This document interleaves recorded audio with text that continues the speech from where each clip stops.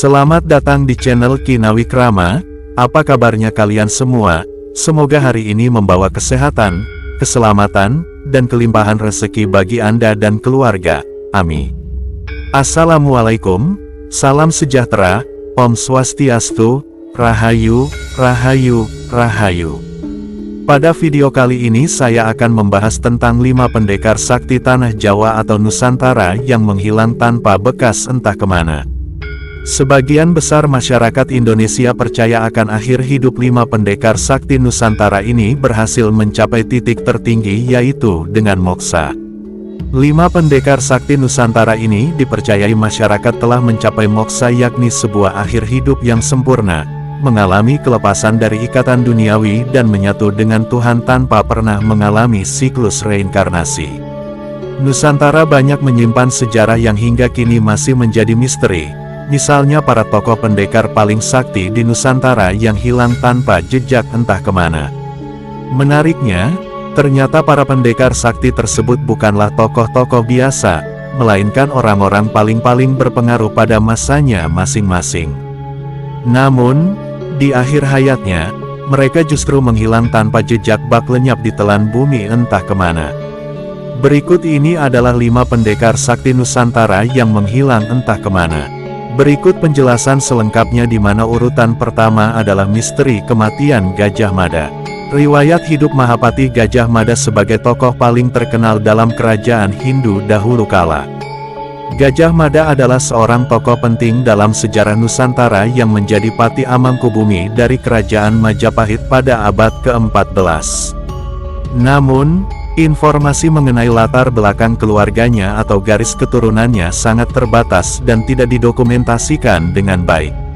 Sejarah mencatat lebih banyak tentang perannya dalam memperluas kekuasaan Majapahit melalui Sumpah Palapa, di mana ia berjanji untuk tidak menikmati kesenangan dunia sebelum berhasil menyatukan Nusantara di bawah kekuasaan Majapahit.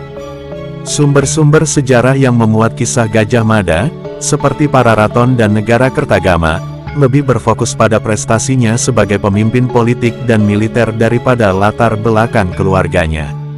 Ada spekulasi dari beberapa sejarawan tentang asal-usul Gajah Mada, tetapi tidak ada kesepakatan yang jelas.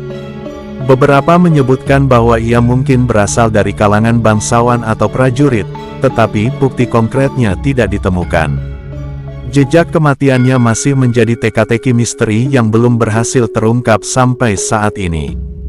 Dalam penjelasan Kidung Sunda Pupuh ketiga, Pati Gajah Mada disalahkan atas kematian Prabu Hayam Wuruk yang meratapi nasib putri Sunda akibat konflik Perang Bubat Atar, pasukan kerajaan Sunda dengan pasukan Majapahit yang dipimpin oleh Gajah Mada. Karena sebelumnya telah gagal dalam menempuh langkah diplomasi untuk membujuk hati Prabu Maharaja Linggabuana agar putrinya, Dyah Pitaloka, bersedia dinikahi oleh Hayam Wuruk. Malahan Gajah Mada melakukan agresi militer tanpa persetujuan Hayam Wuruk untuk menaklukkan kerajaan Sunda. Gajah Mada pun memaksa sang raja untuk memberikan putrinya sebagai simbol pengakuan kerajaan Majapahit. Namun tetap saja menolak keras permintaan Gajah Mada hingga kedua kerajaan ini berperang hebat dan dimenangkan oleh kerajaan Majapahit. Mengetahui ayah dan pasukannya tewas dalam pertempuran, Dyah Pitaloka pun memilih untuk bundir, setelah jasad Hayam Wuruk diperabukan dan upacara perkabungan selesai. Kedua paman Hayam Wuruk yaitu Raja Kahuripan dan Raja Dahas sepakat untuk menangkap Gajah Mada dan menghukum mati dirinya. Rencana pembunuhan ini terdengar oleh Gajah Mada hingga ia pun melakukan tapos medium untuk melepaskan jiwa dan raganya dari dunia. Setelah itu Gajah Mada menghilang menuju Niskala atau mencapai moksa. Dan ketika pasukan Majapahit datang tidak menemukan keberadaannya. Namun menurut kitab Kakawin Nagara Kertagama menyebutkan Gajah Mada meninggal dunia akibat sakit di tahun 1286 atau sekitar 1364 Masehi. Peristiwa ini terjadi setelah tak lama Hayam Wuruk menjenguk dirinya. 2. Eyang Semar. Tokoh tanah Jawa ini terkenal seantero Nusantara. Semar, yang dikenal sebagai Kiai Lurah Semar Badranaya dan mendapat julukan Sabdo Palon Noyo Genggong, adalah salah satu tokoh punakawan dalam pewayangan Jawa dan Sunda. Semar adalah salah satu tokoh dalam wayang Jawa, yang dikenal sebagai salah satu punakawan. Punakawan adalah karakter yang sering muncul sebagai pengiring para ksatria utama dalam cerita pewayangan, dan Semar sering dianggap sebagai tokoh bijak dan suci. Dia adalah sosok yang penuh kasih, berperan sebagai penasihat dan penjaga moral para ksatria. Silsilah Semar memiliki berbagai versi dalam cerita wayang, tetapi beberapa versi umum menyebutkan bahwa Semar adalah manifestasi dari dewa. Dalam versi tertentu, Semar disebut sebagai penjelmaan dari Batara Ismaya, salah satu dewa dalam mitologi Hindu Jawa, yang merupakan saudara dari Batara Guru Siva dalam mitologi Hindu. Batara Ismaya memilih turun ke bumi dalam wujud Semar untuk mengawasi dan membimbing manusia, terutama para ksatria dan para raja, menuju kebenaran dan kebijaksanaan. Sebagai salah satu tokoh punakawan, Semar sering ditemani oleh ketiga anaknya, Gareng, Petruk, dan Bagong. Ketiganya juga memiliki peran sebagai penghibur dan pelengkap dalam cerita wayang, meskipun masing-masing memiliki sifat dan karakteristik yang berbeda. Secara simbolik, Semar dianggap mewakili kebijaksanaan rakyat kecil dan seringkali digunakan untuk menyampaikan pesan moral dan kritik sosial. Diyakini juga raga Semar menghilang secara moksa. Semar menghilang usai dirinya kecewa berat karena Prabu Brawijaya V memutuskan untuk menjadi seorang mualaf karena masuk agama Islam kala itu. Sabdo Palon sering dikisahkan dalam kisah-kisah Jawa klasik dan pastinya kita sudah tahu siapa Sabdo Palon. Sabdo Palon yang paling terkenal adalah kisah bertemunya Sabdo Palon dengan Syekh Subakir yang sangat melegenda itu. Kedekatan Semar dengan Prabu Brawijaya V diceritakan dalam kitab Jayabaya. Ia sering dijadikan penasehat raja-raja yang berkuasa di tanah Jawa, konon sebagai pengasuh ksatria Mahabharata dan Ramayana. Tetapi sosok Semar memang tidak ditemukan dalam naskah asli kedua wiracarita tersebut dan hanya terdapat pada kisah-kisah pujangga Jawa. 3. Prabu Siliwangi. Prabu Siliwangi adalah raja yang sangat terkenal dan melegenda. Banyak kisah-kisah dari tanah Pasundan yang menceritakan kesaktian Prabu Siliwangi serta kebijaksanaannya yang sangat luar biasa. Prabu Siliwangi adalah salah satu tokoh legendaris dari Kerajaan Pajajaran di Tatar Sunda, Jawa Barat. Berikut adalah garis keturunan atau silsilah yang umumnya dikaitkan dengan Prabu Siliwangi, meskipun versi ini bisa bervariasi dalam tradisi lisan. 1. Sanghyang Linggawastu, seorang raja Sunda, awal yang menjadi leluhur dari dinasti yang nantinya melahirkan Prabu Siliwangi. 2. Rahyang Niskala Wastu Kancana. Ia adalah kakek dari Prabu Siliwangi, raja yang dikenal damai dan memerintah selama masa stabilitas Pajajaran. 3. Sang Ratu Jayadewata. Nama lain dari Prabu Siliwangi adalah Sri Baduga Maharaja. Ia adalah raja besar dari kerajaan Pajajaran yang dianggap membawa kemakmuran dan kejayaan bagi kerajaannya. Prabu Siliwangi juga dianggap tokoh penting dalam sejarah dan mitologi Sunda. 4. Penerus Prabu Siliwangi. Prabu Siliwangi memiliki beberapa putra, di antaranya yang paling terkenal adalah Pangeran Surawisesa, penerus tahta Pajajaran. Kian Santang atau Raden Sangara, salah satu putranya yang terkenal dalam cerita rakyat karena menjadi pejuang Islam. Setelah masa Prabu Siliwangi, Kerajaan Pajajaran berangsur-angsur mengalami kemunduran dan akhirnya runtuh pada abad ke-16, sebagian besar karena ekspansi Kesultanan Banten dan Cirebon. Selain dikenal sebagai raja yang arif dan bijaksana, Prabu Siliwangi juga terkenal memiliki ilmu sakti mandraguna. Sepanjang hidupnya berhasil membuat nama kerajaan Sunda Galuh yang dipimpinnya menjadi terkenal di seluruh wilayah Nusantara. Lebih dari 39 tahun, ia menjadi raja, namun saat masa kejayaan Pakuan Pajajaran di Bogor mulai berakhir. Ajaran agama Islam masuk ke tanah air dan dia mendapatkan desakan dari pihak lain agar meninggalkan agama leluhurnya untuk memeluk agama Islam. Dalam kisah yang berkembang lainnya adalah anaknya sendiri yaitu Raden Kian Santang yang ingin mengajaknya untuk ikut memeluk agama Islam yang memang mulai berkembang di Jawa. Masa-masa sulit Prabu Siliwangi akhirnya memutuskan untuk melakukan tapa brata hingga mencapai moksa. Sebelum ia pergi meninggalkan kerajaannya, sang Prabu hanya berpesan kepada keluarga dan pengikutnya untuk bebas memilih agama menurut keyakinan mereka sendiri tanpa harus mengikuti jejak hidupnya. Akan tetapi ada versi lain yang mengisahkan Prabu Siliwangi sudah memeluk agama Islam dan menikah dengan Nyai Subang Larang yang merupakan santri dari pesantren Syekh Kuro. Syekh Kuro sendiri adalah seorang ulama besar yang lahir sebelum era Wali Songo yang berperan penting dalam penyebaran agama Islam di Jawa Barat. Sedangkan dari pernikahan Prabu Siliwangi dengan Nyai Subang Larang tersebut menurunkan anak, salah satunya adalah Raden Kian Santang yang juga dikenal dengan Syekh Sunan Rohmat Suci. 4. Prabu Brawijaya V. Prabu Brawijaya V adalah raja terakhir dari kerajaan Majapahit, yang memerintah pada akhir abad ke-15.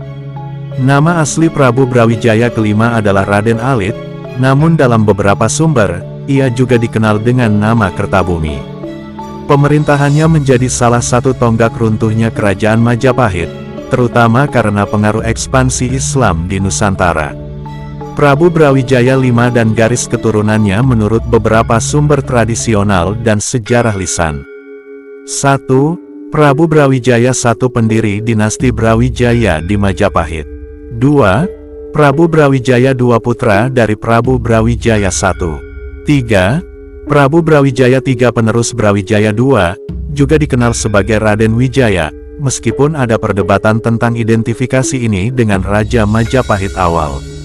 4. Prabu Brawijaya IV, penerus Brawijaya III.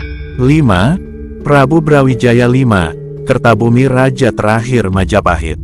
Prabu Brawijaya V juga memiliki keturunan penting, antara lain Raden Patah, dikenal sebagai pendiri Kesultanan Demak, yang merupakan anak dari Brawijaya V dan seorang perempuan dari Campa. Raden Patah kemudian mendirikan Kesultanan Demak yang menjadi pusat penyebaran Islam di Jawa. Arya Damar, seorang pemimpin di Palembang yang juga memiliki hubungan kekerabatan dengan Brawijaya V. Menurut legenda, runtuhnya Majapahit di masa Prabu Brawijaya V disebabkan oleh konflik internal dan pengaruh meningkatnya kekuatan Islam, khususnya melalui Kesultanan Demak yang dipimpin oleh anaknya sendiri yaitu Raden Patah. Nasib tragis yang dialami Prabu Brawijaya V tak jauh berbeda dengan Prabu Siliwangi. Setelah runtuhnya kerajaan Majapahit akibat konflik internal kerajaan serta tumbuhnya kerajaan Islam di tanah air. Saat itu kerajaan Majapahit kalah berperang dengan kerajaan Kediri dan sebelum istana kerajaan dihancurkan, Prabu Brawijaya V sempat melarikan diri dan memutuskan untuk mengakhiri hidupnya dengan jalan bertapa moksa. Dalam versi lain mengisahkan Prabu Brawijaya V adalah pemeluk agama Buddha di akhir hidupnya sebagai raja. Ia meminta tolong kepada Sunan Kalijaga yang merupakan cucunya sendiri agar mau mengislamkannya. Setelah menjadi mualaf, ia pun melanjutkan tapa brata tingkat tinggi dengan mengasingkan diri di dalam gua Gunung Lawu dan dikabarkan ia berhasil mencapai moksa karena jasad dan kuburannya tak pernah ditemukan. 5. Prabu Jayabaya. Kisah Prabu Jayabaya yang memiliki gelar Sri Maharaja Sang Mapanji Jayabaya Sri Marmeswara Madusudana Awal Tarinindita Sutri Singga Parakrama Ultunggadewa adalah seorang raja Kediri yang memerintah di tahun 1135 sampai 1157 Masehi. Prabu Jayabaya adalah salah satu raja terkenal dari kerajaan Kediri yang memerintah pada abad ke-12 Masehi. Ia dikenal karena ramalan-ramalannya yang dikenal sebagai Jangka Jayabaya, yang berisi prediksi masa depan Nusantara. Mengenai silsilah Prabu Jayabaya, informasi yang tersedia seringkali bercampur dengan legenda dan mitos. Namun, secara garis besar, inilah silsilahnya berdasarkan beberapa sumber sejarah dan tradisi. 1. Prabu Airlangga tahun 1009 sampai tahun 1042 Masehi. Airlangga adalah pendiri kerajaan Kahuripan, yang kemudian membagi kerajaannya menjadi dua, yaitu kerajaan Janggala dan Panjalu Kediri, untuk kedua putranya. Jayabaya diyakini sebagai keturunan dari dinasti Airlangga, meskipun hubungan persisnya masih belum jelas karena kurangnya catatan sejarah yang mendetail. 2. Prabu Bameswara sekitar tahun 1117 sampai 1135 Masehi. Bameswara adalah salah satu raja Kediri sebelum Jayabaya dan diduga merupakan leluhur langsung Jayabaya. 3. Prabu Jayabaya sekitar tahun 1135 sampai 1157 Masehi. Jayabaya naik tahta setelah Bameswara dan dikenal sebagai raja yang membawa kejayaan besar bagi kerajaan Kediri. Selain terkenal sebagai seorang raja, Jayabaya juga dianggap sebagai seorang visioner yang memiliki kemampuan meramalkan masa depan. Ramalannya dikenal dengan Jangka Jayabaya, yang mempengaruhi budaya dan kepercayaan masyarakat Jawa hingga sekarang. Setelah Jayabaya, Kediri terus berkembang di bawah beberapa raja lain, tetapi tidak ada raja yang sepopuler dirinya. Beberapa sumber menyebutkan Kameswara sebagai salah satu raja yang memerintah setelahnya. Meskipun banyak detail silsilah yang dianggap legendaris dan sulit dipastikan kebenarannya, Prabu Jayabaya tetap menjadi tokoh penting dalam sejarah Jawa, terutama karena perannya sebagai simbol keadilan dan peradaban tinggi di masa itu. Ia adalah salah satu pewaris tahta Prabu Airlangga Jayabaya yang sering terlibat perseteruan dengan saudaranya sendiri yaitu Jayasabha hingga kedua raja ini berperang dengan membawa masing-masing pasukannya. Namun dalam pertempuran hebat tersebut Jayasabha mengalami kekalahan hingga ia tewas di tangan Prabu Jayabaya. Setelah itu Prabu Jayabaya berhasil merebut seluruh wilayah Jawa Timur. Di balik kejayaannya, Prabu Jayabaya masih dihantui rasa bersalah karena telah membunuh saudaranya sendiri hingga akhirnya ia memutuskan untuk meninggalkan kerajaan Kediri yang ia pimpin. Setelah itu ia melakukan tapa brata selama bertahun-tahun di sebuah tempat rahasia yang berada di desa Menang Kediri, untuk mencapai moksa. Karena diketahui kesaktian yang dimiliki membuat ia sulit meninggal dunia dan hanya menempuh jalan moksa sebagai satu-satunya jalan untuk mengakhiri hidupnya. Itulah tadi pembahasan tentang sejarah 5 pendekar sakti tanah Jawa yang terkenal seantero Nusantara yang diyakini moksa oleh sebagian orang. Semoga bermanfaat. Terima kasih sudah menonton sampai selesai. Sampai jumpa dengan video dan kisah menarik lainnya. Wassalamualaikum warahmatullahi wabarakatuh.